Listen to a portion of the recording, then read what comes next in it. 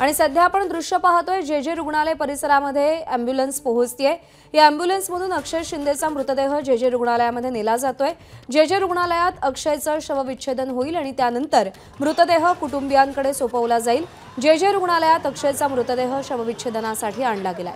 काल कळवा रुग्णालयामध्ये त्याचा संपूर्ण घटनेचे पंचनामे झाले। कळवा रुग्णालयामध्ये त्याचा मृतदेह नेण्यात आलेला होता आणि त्यानंतर आता जे रुग्णालयात शवविच्छेदनासाठी अक्षयचा मृतदेह नेण्यात आलेला आहे।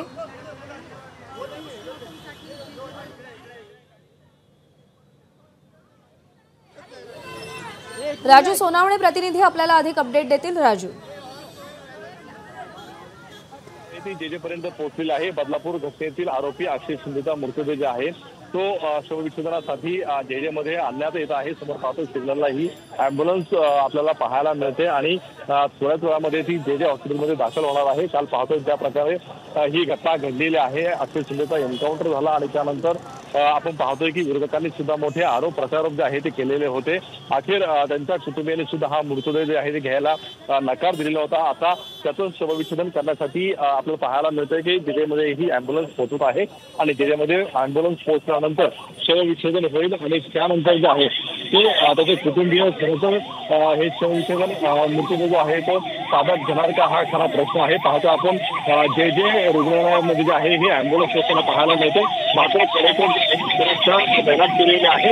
ॲम्ब्युलन्समध्ये 14 नंबर गेटचे दाखल झालेले आहे आणि गेटवरती सुद्धा पोलिसांचा मोठा फौज पथक जो आहे तो तैनात केलेला आहे। हॉस्पिटलच्या आतमध्ये सुद्धा आपल्याला पाहायला मिळते का मोठ्या प्रमाणात पोलीस तैनात केलेले आहेत आणि गेट आता बंद केलेला आहे। गेटच्या आतमध्ये मीडिया असेल किंवा इतर कोणालाही सोडलं जात नाहीये, कारण काल ज्या प्रकारे घटना घडलेली आहे सेन्सिटिव्ह हा विषय आहे आणि त्यामुळे आता या घटनेला जे आहे ते वेगळं वळण कुठं लागलेलं आहे।